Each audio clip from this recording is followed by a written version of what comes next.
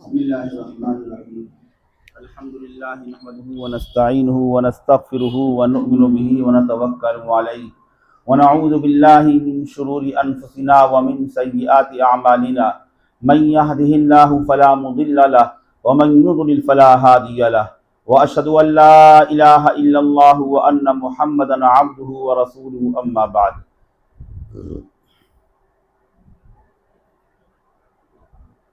قال النبی صلی اللہ تعالی علیہ وسلم السعید من وعظ بغیری. یہ ٹکڑا حدیث پاک کا ہے، اس کو جوامع الکلم میں شمار کیا گیا ہے. حضرت مولانا علی میاں صاحب رحمۃ اللہ علیہ کی جو کتاب ہے مختارات، اس میں آپ لوگوں نے پڑھا ہوگا، یہ جملہ ہے: نیک بخت انسان وہ ہے، اچھا آدمی، نیک آدمی وہ ہے جو دوسروں سے عبرت، دوسروں سے نصیحت حاصل کرے، واقعات سے سبق حاصل کرے. قرآن پاک میں اور احادیث مبارکہ میں بہت سے واقعات قصے اسی غرض سے بیان کیے گئے ہیں. لقد کان فی قصصہم عبرۃ لأولی الالباب، عبرت کے لیے ہمارے بزرگوں کے حالات، سیرتیں، ان کے واقعات، ان کی سوانح جو لکھی گئی ہیں اور پڑھنے کی ہدایت کی جاتی ہے، وہ اسی غرض سے اس کے پڑھنے سے فائدہ ہوتا ہے، نصیحت ہوتی ہے. پڑوسی ملک میں وہاں پر رابطے مدارس کا ایک پروگرام ہوتا ہے، اس کے ذمہ دار کبار علماء ہیں، مشائخ ہیں وہاں کے، جس میں سر فہرست نام ہے مولانا متقی عثمانی صاحب کا، شیخ الاسلام مفتی متقی عثمانی صاحب کا. انہوں نے خاص طور سے اس پر زور دیا ہے، آنے والی نسل کو، اہل مدارس کو، طلباء کو، اساتذہ کو، کہ اپنے اکابر اور مشائخ کی سوانح، ان کی سیرت، ان کے احوال، ان کے واقعات، ان کے اصلاحی ملفوظات، اس سے مستفید ہوں، بار بار اس کا مطالعہ کریں. یہ چیز تجاویز میں پاس کی گئی اور اعلان کیا گیا، تقسیم کیا گیا، باخبر کیا گیا ہے اساتذہ کو، طلباء کو، اس کا اہتمام کریں. بلکہ مولانا محمد تقی عثمانی صاحب نے تو یہاں تک لکھا ہے کہ اجتماعی مطالعہ کیا جائے، مدارس میں اجتماعی مطالعہ ہو، جس میں اکابر کے، مشائخ کے حالات کو، ان کی زندگی کے اہم واقعات کو بیان کیے جائے، سنایا جائے. اس میں بعض کتابوں کا نام لکھا ہے، حضرت تھانوی رحمۃ اللہ علیہ کے ملفوظات کا تذکرہ کیا گیا، اس میں حضرت شیخ زکریا رحمۃ اللہ علیہ کی آبیزی کا تذکرہ ہے، اور بھی کتابوں کے نام لکھے ہیں. یہ اسی غرض سے السعید من وعظ بغیرہ. تو واقعات پڑھنے سے، بزرگوں کی حالات پڑھنے سے، سننے سے واقعی عبرت ہوتی ہے، نصیحت ہوتی ہے، فائدہ ہوتا ہے. حضرت مولانا علی میاں صاحب رحمۃ اللہ علیہ کی زندگی ایسی تھی. ہم سب ابنائے ندوہ، فضلائے ندوہ، ہمارے لیے ایک جہت سے، ایک پہلو سے، گویا نائب رسول ہونے کی حیثیت سے مولانا علی میاں صاحب رحمۃ اللہ علیہ وہ نبی کے وارث تھے، جانشین تھے. اس جہت سے ہم سب کے لیے گویا کہ وہ نمونہ ہیں. ہم کو ان کی زندگی کو پیش نظر رکھنا چاہیے. ان کی زندگی کے جو کچھ اہم چند خصوصیات ہیں، بس وہ میں آپ کے سامنے عرض کرنا چاہتا ہوں. آپ کا ندوے سے تعلق ہے، میں بھی ندوے میں 25 سال سے پڑھا رہا ہوں، اللہ کا شکر، اس کا احسان ہے. حضرت مولانا علی میاں صاحب رحمۃ اللہ علیہ سے میں نے استفادہ کیا ہے. میں نے 2 سال وہاں پر علم حاصل کیا ہے. 2 سال میرا تعلیمی، میرا طلبہ والا کا جو حال ہوتا ہے، طلبہ کی زندگی ہوتی ہے، اسی زندگی سے گزرا ہوں. تعلیمی سلسلہ جاری رہا. 2 سال کا وقفہ ہوا ہے، 2 سال کا وقت میں نے وہاں گزارا ہے. اور شاید ہی کوئی دن ناگاہ گیا ہو کہ حضرت مولانا رحمۃ اللہ موجود ہو اور ان کی مجلس میں میری شرکت نہ ہو. ضرور جاتا تھا، استفادہ کیا، رائبریری گیا، تقیہ رائبریری گیا.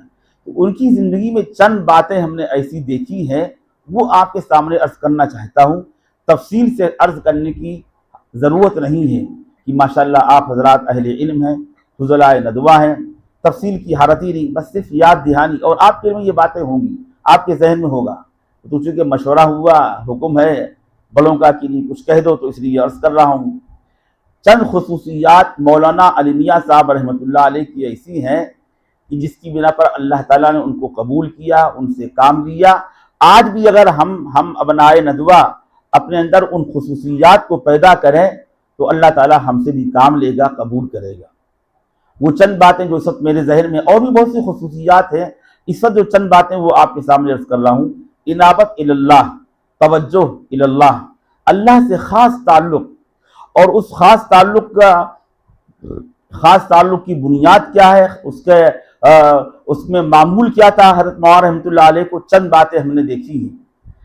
نماز با جماعت تو خیر ہے ہی، لیکن وقت سے پہلے، نماز کے وقت سے پہلے، جماعت کے وقت سے پہلے حضرت کا ایک تکیہ تھا، پیر سے معذور تھی، جو زمانہ میں نے دیکھا ہے، وہ تکیہ لا کر رکھ دیا جاتا، وقت سے پہلے مسجد پہنچ جاتے، تکبیر اولیٰ تو اہتمام تھا ہی، وقت سے کافی پہلے پہنچ جاتے تھے حضرت مولانا رحمۃ اللہ علیہ مسجد میں، کبھی آپ کی تکبیر اولیٰ فوت نہیں ہوا کرتی تھی، تکبیر اولیٰ کے ساتھ نماز پڑھتے تھے ہمیشہ، کوئی مجبوری ہو، بیماری ہو، وہ بات دوسری ہے، وہ پہلے سے یعنی کافی وقت پہلے سے ان کا مصلی رکھ دیا جاتا، ایک گدا چھوٹا سا تھا اس کو رکھ دیا جاتا، اور حضرت مولانا تشریف لاتے تھے اور بیٹھتے تھے۔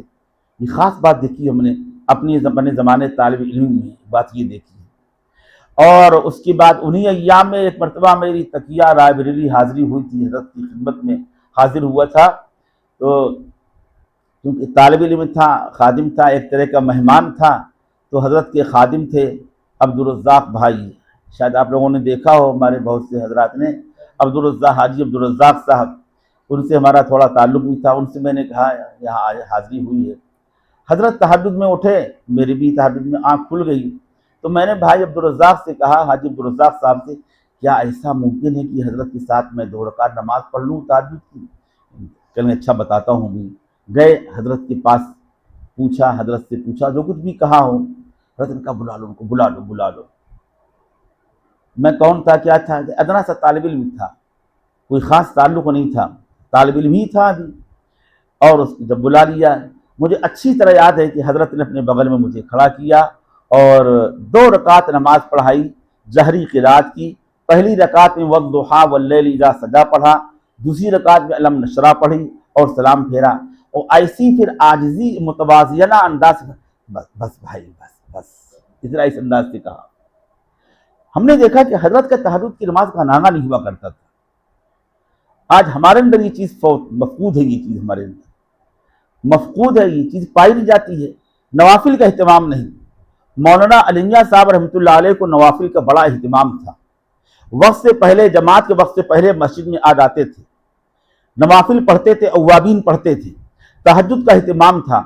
ہمارے علماء نے، مشائخ نے، حضرت تھانوی رحمۃ اللہ علیہ، مفتی محمود صاحب گنگوہی رحمۃ اللہ علیہ، مولانا صدیق صاحب بانجوی رحمۃ اللہ علیہ، حضرت شاہ ہردوئی رحمۃ اللہ علیہ، تمام کے تمام اکابر ہمارے طلبہ، مدارس کے طلبہ کے بارے میں کہتے ہیں، سب متفق اس بات پر کہ تہجد کے وقت میں اگر تمہارے لیے اٹھنا دشوار ہو، دیر میں سونا ہوتا ہے، اور اگر تم اٹھنے کا اہتمام کرو گے، کوشش کرو گے، درجے میں بیٹھ کر سو گے، اور تمہارا درجے کا نقصان ہوگا، سبق نہیں سمجھو گے، نہیں سنو گے غور سے، اس لیے طلبہ کے واسطے فرمایا کہ اس طرح کرو کہ عشاء کی نماز کے ساتھ یا عشاء کی نماز کے بعد سونے سے پہلے چند رکعت تراویح، چند رکعت نفل پڑھ لیا کرو۔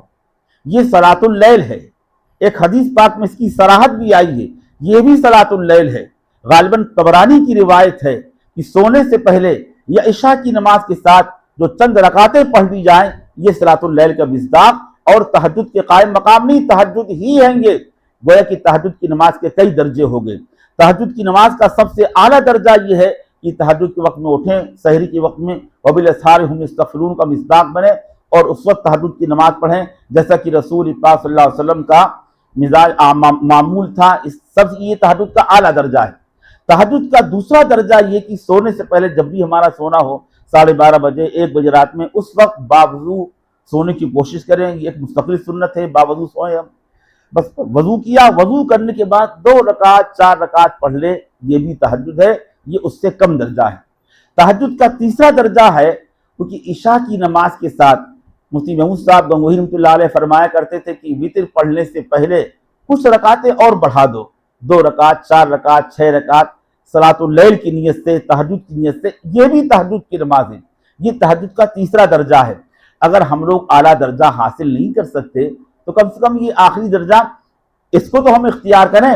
بہرحال حضرت مولانا رحمۃ اللہ علیہ کی خصوصیت تھی کہ نوافل کا اہتمام تھا، انابت اللہ کا اہتمام تھا، ذکر کا معمول تھا، قرآن پاک کی تلاوت کا معمول تھا۔ ہم نے دیکھا حضرت کیا رمضان شریف میں بلا ناغہ پابندی سے روزانہ عصر کی نماز کے بعد رمضان شریف میں قاری عبدالباسط صاحب تھے مدراس کے، ان کا 1 پارہ قرآن پاک سنتے تھے، روزانہ کا معمول تھا۔ قرآن پاک کی تلاوت کرتے تھے، قرآن پاک کی تلاوت کرنے میں ذرا کچھ تاب ہوتا، کچھ دشواری ہوتی، ایک پارہ پابندی سے سنتے تھے، قرآن پاک سے اتنا شغف تھا۔ تو خصوصی مولانا کی خصوصیات میں ایک بات یہ بھی ہے کہ نوافل کا اہتمام، تہجد کا اہتمام، اوابین کا اشراق کا اہتمام، اور اس کے ساتھ ساتھ قرآن پاک کی تلاوت کا اہتمام، ذکر کا اہتمام، ہم کو بھی اس کا اہتمام کرنا چاہیے۔ اللہ تعالیٰ مجھے آپ کو سب کو اس کی توفیق نصیب فرمائے۔ مولانا کی ایک خاص بات ہم نے یہ دیکھی، میں 2 سال وہاں رہا ہوں ندوے میں زمانے طالب علمی میں، اور میں نے آپ کے سامنے عرض کیا کہ کبھی کوئی دن ناغہ نہیں ہوا۔ حضرت کے اسفار ہے تو اسفار ہیں، لیکن جب حضرت ہوتے تھے میں ضرور حضرت کی مجلس میں شریک ہوتا تھا۔ مجھے یاد نہیں ہے پورے 2 سال کے عرصے میں مولانا رحمۃ اللہ نے کبھی کسی پر کوئی تبصرہ کیا ہو، غیبت کی ہو۔ زبان کی پوری حفاظت، کسی کا تذکرہ برائی سے نہیں، کسی پر تبصرہ نہیں، کسی فرد پر نہیں، کسی جماعت پر نہیں، تذکرہ ہے تو خیر کا تذکرہ ہے، اچھی باتوں کا تذکرہ فرماتے تھے۔ غیبت سے کلی اجتناب تھا، غیبت سے، چغلی سے پورے طور پر اجتناب تھا، زبان کی پوری حفاظت کرتے تھے۔ مولانا رحمۃ اللہ علیہ کی مجلس میں کبھی کوئی فحش بات نہیں ہوتی تھی، غیبت نہیں، چغلی نہیں، کسی پر تبصرہ نہیں، تان تشریح نہیں، تمسخر نہیں، استہزاء نہیں، خیر کی باتیں، نصیحت کی باتیں۔ جو حال تھا رسول پاک صلی اللہ علیہ وسلم کی مجلس کا، وہی حال ہوا کرتا تھا حضرت مولانا علی میاں صاحب رحمۃ اللہ علیہ کی مجلس کا۔ ایک بات میں نے یہ دیکھی تھی، ہماری مجالس بھی ایسی ہونی چاہیے۔ ہماروں مجالس ایسی ہوتی ہیں کہ تان تشریح ہو رہی ہے، کسی کا تمسخر ہے، کسی کا مذاق ہے، تبصرہ کر رہے ہیں، افراد پر تبصرہ، نظمائے مدارس پر تبصرہ، جماعت پر تبصرہ۔ مولانا رحمۃ اللہ علیہ جب موقع آیا تو کھل کر بولے بھی ہیں، کھل کر لکھا بھی ہے۔ اصل حاضر میں دین کی تفہیم و تشریح جو مولانا کی کتاب ہے، کھل کر لکھا اس میں۔ منکر پر نکیر کرنا یہ ضروری ہے، امت کا امت پر یہ فرض ہے، فرض کفایہ ہے، اور تفصیلات لکھی ہیں، اس کی مثالیں لکھی ہیں، دلائل لکھے ہیں، واقعات لکھے ہیں۔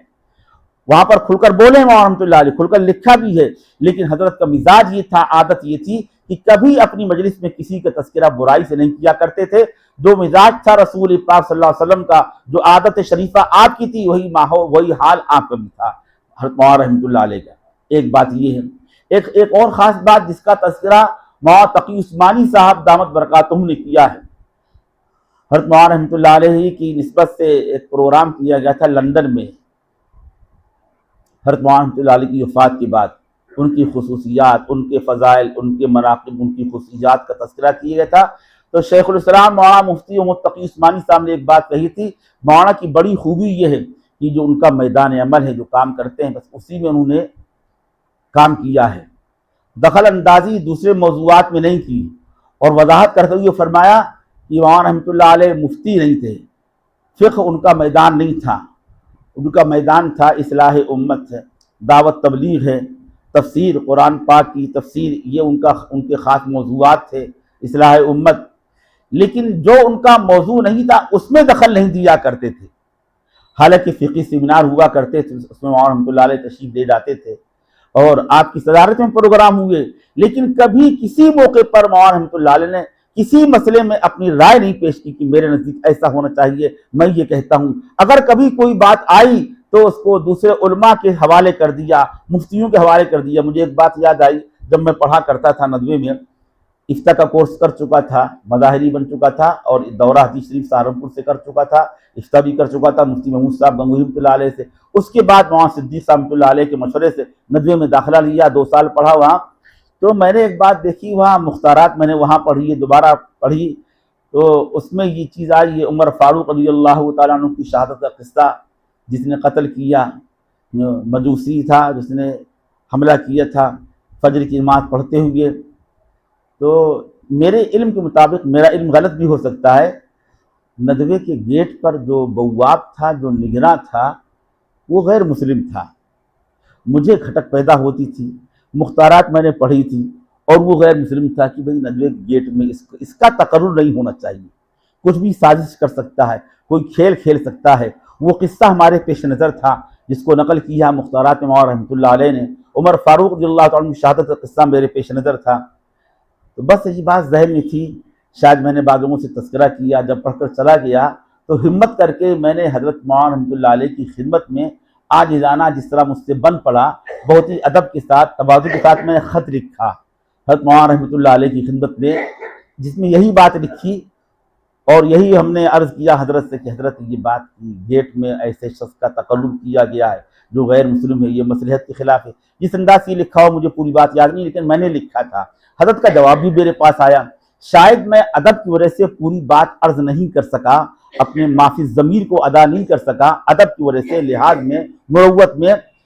حضرت نے جواب لکھا کہ آپ نے جو بات، جو تذکرہ کیا آپ نے، میں نے آپ کا خط مولانا برہان الدین صاحب سنبھلی رحمۃ اللہ علیہ کے حوالے کر دیا ہے، وہ انشاءاللہ اس کا جواب دیں گے۔ میں سمجھا کہ غالباً حضرت مولانا یہ سمجھیں کہ میں نے کوئی فقہی مسئلہ پوچھا ہے، تحقیق چاہی ہے، میں تحقیق کرنا چاہتا ہوں مسئلے کی، حالانکہ میرا مقصد کچھ اور تھا۔ تو میں یہ عرض کر رہا ہوں کہ حضرت مولانا رحمۃ اللہ علیہ کا مزاج یہ تھا کہ فقہی مسائل میں، جدید مسائل میں کبھی دخل اندازی نہیں کرتے تھے۔ مولانا تقی عثمانی صاحب نے اس کو بطور حضرت کے فضائل میں، مناقب میں اس کو بیان کیا کہ جو ان کا میدان نہیں ہے اس میں دخل نہیں دیا کرتے تھے، فقہ میں کبھی دخل نہیں دیا انہوں نے، اپنی رائے نہیں پیش کی کہ میری رائے ایسا ہونا چاہیے۔ ایک خاص بات یہ ہے، اور آخری بات یہ عرض کر رہا ہوں، خاص بات یہ کہ حضرت مولانا رحمۃ اللہ علیہ اپنے بزرگوں سے، وقت کے مشائخ سے، علماء کے پاس، مشائخ کے پاس جاتے رہتے تھے، حاضری دیتے تھے، خدمت میں جاتے تھے، اور وہاں پر جا کر بالکل متواضعانہ شان میں بڑے مجاہدے کے ساتھ جاتے تھے، اپنے آپ کو ظاہر نہیں کرتے تھے، اپنے فضائل کمالات کو ظاہر نہیں کرتے تھے، عاجزانہ اور طالب بن کر جاتے تھے، مجاہدے کے ساتھ جایا کرتے تھے۔ رائے پور جانا آسان نہیں، سواریاں بہت مشکل، پر مشقت، وہ سفر ہی پر مشقت ہے، لیکن حضرت وہاں جاتے تھے۔ رائے پور بار بار گئے، حضرت رائے پوری رحمۃ اللہ علیہ کی خدمت میں جاتے تھے، پوری کتاب ہی لکھی ہے، حضرت کی سوانی لکھی ہے، ہم نے وہ دور دیکھا ہے۔ حضرت شیخ زکریا، مولانا زکریا صاحب رحمۃ اللہ علیہ حیات تھے، وہاں پر تمام اکابر جاتے تھے، مولانا علیہ صاحب وہاں بھی تشریف لے جایا کرتے تھے۔ یہ حضرت کا ذوق مزاج تھا، اپنے وقت کی بزرگوں کی قدر کی ہے، ہم نے کتابوں میں پڑھا ہے۔ حضرت شاہ وصفی اللہ صاحب رحمۃ اللہ علیہ کی یہاں خانقاہ میں بار بار جایا کرتے تھے، ان کے خطوط مکاتب شائع ہوئے ہیں، اس سے اندازہ ہوتا کتنا گہرا ربط اور تعلق تھا۔ یہ چیزیں آج کل مفقود ہیں۔ ہم فضلائے ندوہ، ہم ابنائے ندوہ کے لیے ضروری ہے کہ اپنے وقت کے مشائخ کو ہم پہچانیں، ان سے ربط رکھیں، ان سے تعلق رکھیں۔ ہم مولانا علیہ صاحب رحمۃ اللہ علیہ کی زندگی کو دیکھیں، انہوں نے اپنے وقت کے مشائخ سے کس قدر قریب ہوئے، کیسا تعلق رکھا، جاتے تھے، حاضری دیتے تھے، اور کبھی انہوں نے اس بات کو پسند نہیں کیا اور چاہا نہیں کہ ہمارا بیان کرا جائے اور مقرر بن کر جائیں، ہمارا پروگرام کرایا جائے اور ہم کو ہمارا اعزاز کیا جائے، نہیں، طالب بن کر جاتے تھے، گمنام بالکل چلے جاتے، حاضری دیا کرتے۔ یہ چند باتیں دیکھی ہم نے حضرت مولانا رحمۃ اللہ علیہ کے اندر، اور ایک بات اور دیکھی، اپنے ندوے کے اساتذہ اور طلباء کے لیے اس کی کوشش کرتے تھے کسی طرح ان کو بھی یہ نعمت حاصل ہو جائے۔ حضرت مولانا محمد احمد صاحب پرتاپ گڑھی رحمۃ اللہ علیہ، ان کو بلاتے تھے، ان کے بارے میں ان سے خاص تعلق تھا، وہاں بھی جایا کرتے تھے مولانا رحمۃ اللہ علیہ، اور ان کو دعوت دی تھی، ان کی دعوت پر مولانا محمد احمد صاحب پرتاپ گڑھی رحمۃ اللہ علیہ تشریف لاتے تھے، اور ان کی مجلس کا اہتمام ہوتا تھا، اصلاحی مجلس ہوا کرتی تھی، حال میں سارے اساتذہ بیٹھتے تھے اور بھی طالبین بیٹھا کرتے تھے، مستفید ہوا کرتی تھی۔ مولانا رحمۃ اللہ علیہ کا ایک معمول یہ بھی تھا، مجھے اچھی طرح یاد ہے کہ مولانا صدیق صاحب باندی رحمۃ اللہ علیہ کو بلایا تھا کہ طلباء کے درمیان کچھ ناصحانہ کلمات کہہ دیجیے، کچھ نصیحت کر دیجیے۔ تو یہ چند باتیں میرے ذہن میں آئیں، ہمارے بڑے ایسے نہیں بن گئے، بڑوں نے کچھ کیا ہے، اگر ہم چاہتے کہ اللہ تعالیٰ ہم سے کچھ کام لے، ہم کچھ کام کریں۔ مولانا صدیق صاحب رحمۃ اللہ علیہ کا جملہ مجھے یاد آتا ہے، بڑے جذبے میں کبھی اس طرح انداز سے کہہ دیا کرتے تھے کہ جنت میں جائیں گے اکیلے تھوڑی جائیں گے، جنت میں جائیں گے ہزاروں کو لے کر کے جائیں گے۔ ایک عالم کی شان یہ ہونی چاہیے، جنت میں جائیں گے ہزاروں کو لے کر کے جائیں گے۔ آپ کا منصب اتنا بڑا ہے، آپ کی شان یہ ہے اور ہونی چاہیے کہ جنت میں آپ جائیں تو تنہا نہ جائیں بلکہ ہزاروں لاکھوں کو لے کر کے جائیں گے۔ اس کے لیے ضروری ہوگا کہ اپنے اندر وہ اوصاف پیدا کریں، اپنے اندر وہ کمالات پیدا کریں جن میں سے بعض کا تذکرہ میں نے آپ کے سامنے کیا ہے۔ اور سنت کا اہتمام، ہمارے جتنے اکابر تھے، مشائخ تھے، سب کے اندر یہ سب باتیں پائی جاتی تھی، اتباع سنت، اتباع شریعت، سنت کا اہتمام۔ مولانا عبدالحق رحمۃ اللہ علیہ فرمایا کرتے تھے کہ ارے بھائی، اگر مدارس میں سنت کا اہتمام نہیں ہوگا، اگر مدارس میں سلام کا رواج نہیں ہوگا، اگر ہمارے مدارس میں اساتذہ میں طلبہ میں اگر مسواک کا اہتمام نہیں ہوگا تو کہاں ہوگا؟ مسواک کا اہتمام نہیں، سنت کا اہتمام نہیں۔ ہمارا لباس دیکھو تو خلاف شرع، کتنے لوگ ہیں کہ جن کا لباس ٹخنوں سے نیچے، وضو کیا تو سنت کا اہتمام نہیں، یعنی مسواک نہیں کیا، لباس ٹخنوں سے نیچے، اور نماز ہم پڑھ رہے ہیں، پڑھا رہے ہیں، امامت بھی کر رہے ہیں۔ آپ حضرات ماشاءاللہ حدیث پڑھے ہوئے ہیں، ابو داؤد شریف پہ روایت موجود ہے، اور دو جگہ روایت موجود ہے، دو جگہ، کتاب اللباس میں بھی ہے، کتاب الصلاۃ میں بھی ہے۔ رسول پاک صلی اللہ علیہ وسلم مسجد میں تشریف فرما تھے، ایک صحابی آئے اور نماز پڑھی، اور نماز پڑھ کر جانے لگے۔ جب جانے لگے تو رسول پاک صلی اللہ علیہ وسلم نے فرمایا ادھر آؤ، جاؤ پھر سے وضو کرو، پھر سے نماز پڑھو۔ وضو کا اعادہ کرایا، نماز کا بھی اعادہ کرایا، اور کہا کچھ نہیں، میں کیوں کہہ رہا ہوں۔ صحابہ کرام کا ذوق و مزاج یہ تھا کہ جو کچھ کہا گیا فوراً عمل کرنا ہے، سمینا واتانا، چوں چرا کیوں، یہ کچھ نہیں، حکم تھا کیا عمل۔ وضو کیا، نماز پڑھی، پھر جانے لگے۔ رسول پاک صلی اللہ علیہ وسلم نے پھر بلایا، ذرا جاؤ پھر سے وضو کرو، پھر سے نماز پڑھو۔ دوبارہ حکم دیا وضو کرنے کا اور نماز پڑھنے کا حکم۔ اب سوال پیدا ہوا، صحابہ کرام جو وہاں پر موجود تھے، عرض کیا یا رسول اللہ، اس نے کون سی ایسی غلطی کی ہے، آپ نے وضو کے اور نماز کے اعادے کا حکم دیا 2 مرتبہ، تاکہ ہم ایسی غلطی نہ کریں۔ اور آپ کا مقصد یہی تھا کہ طلب ادھر سے ہو، طلب کے بعد جو چیز آتی ہے، سامنے آتی ہے، وہ اوقع فی النفس، دل میں راسخ ہو جاتی ہے، ہمیشہ یاد رہتی ہے۔ آپ صلی اللہ علیہ وسلم نے اس وقت ارشاد فرمایا کہ ان صاحب نے نماز پڑھی ہے، اور نماز ایسے پڑھی ہے، اس حال میں نماز پڑھی ہے کہ ان کا لباس ٹخنوں سے نیچے ہے۔ اور آپ کے الفاظ ہیں، حدیث پاک کے الفاظ ہیں، ان اللہ لا يقبل صلاۃ رجل مسبل ازارہ، اللہ تعالیٰ ایسے شخص کی نماز کو قبول نہیں کرتا ہے جس کا لباس ٹخنوں سے نیچے ہو۔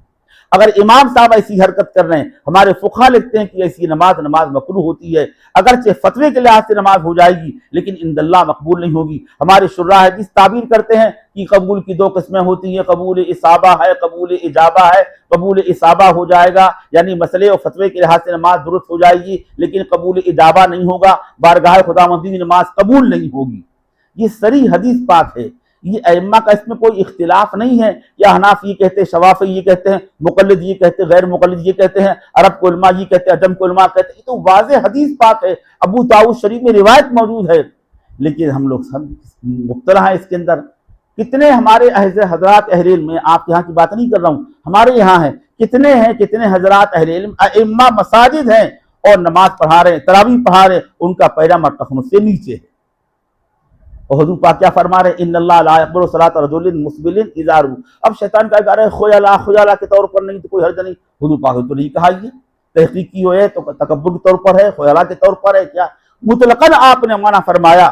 مختارات میں نقل کیا، عمر فاروق رضی اللہ تعالیٰ کی شہادت جب ہوئی تھی، بخاری شریف کی روایت ہے، ایک شخص آیا، ایک نوجوان آیا، اور اس نے کہا کہ اس نے بڑے کارنامے بیان کیے، اللہ تعالیٰ نے آپ سے یہ کام لیا، یہ فتوحات، اتنی فتوحات ہوئی، کچھ فضائل مناقب بیان کیے۔ عمر فاروق رضی اللہ تعالیٰ ایسے حال میں تھے، سخت تکلیف تھی، جانکنی کے عالم میں، کچھ نہیں کہا، سنتے رہے، کچھ جواب نہیں دیا۔ اس کے بعد وہ جوان لڑکا واپس گیا، جب واپس گیا تو ان کی نظر پڑی ہے اس کا پیجامہ ٹخنوں سے نیچے، لباس پیجامہ جو کچھ بھی ہو، کہا بلا یا غلام ارفع ثوبک، فوراً ٹوکا، بولنے کی تاب نہیں، مرتے برتے نصیحت کر رہے ہیں، منکر پر نکیر کر رہے ہیں۔ ہم اس کو معمولی بات سمجھتے ہیں۔ مفتی عمر شفیع صاحب رحمۃ اللہ علیہ کی یہ کتاب ہے، اس کا نام ہے گناہ بے لذت۔ گناہوں کو لذت ہوتی ہے، چوری کر کے حلوہ کھاؤ، گاجر کا حلوہ کھاؤ، مٹھائی کھاؤ، برفی کھاؤ، کچھ تو مزہ آئے گا نا، چوری کی ہے مزہ آ رہا ہے۔ بہت سے گناہ ایسے ہیں کوئی لذت نہیں، کوئی منفعت نہیں، دین کا، دنیا کا، روح کا، جسم کا، اپنا غیر کا کوئی نفع نہیں، بلا وجہ کا گناہ، بلا وجہ کا گناہ۔ مفتی مشفی صاحب رحمۃ اللہ علیہ نے سارے ایسے ہی گناہوں کو جمع کیے، اس کتاب کا نام ہی ہے گناہ بے لذت۔ ہم سب کو اس کا مطالعہ کرنا چاہیے، اس میں یہ گناہ بھی لکھا ہے۔ بھائی ایسا گناہ کیوں کر رہے ہو؟ نماز عند اللہ قبول نہیں ہونی، ہر وقت کا گناہ ہے، چل رہے ہو تو گناہ ہے، پہلے کھڑے ہو تو گناہ ہے، تراویح پڑھ رہے ہو تو گناہ ہے۔ تو بھائی یہ گناہ، اس سے ہم کو باز رہنا چاہیے۔ پوری زندگی میں آج تک، یعنی جب تک مولانا حیات رہے، کبھی کسی فرد نے کسی موقع پر مولانا علی میاں صاحب رحمۃ اللہ علیہ کا، مولانا رابع صاحب رحمۃ اللہ علیہ کا، مولانا عبداللہ حسنی رحمۃ اللہ علیہ کا، اور آج کل مولانا بلال حسنی دامت برکاتہم کا، کبھی بھی ان کا پیجامہ ٹخنوں سے نیچے نہیں دیکھا گیا، کبھی نہیں دیکھا گیا۔ تو یہی سب چیزیں خصوصیات ہیں، اتباع سنت کا جذبہ ہمیں اندر ہونا چاہیے۔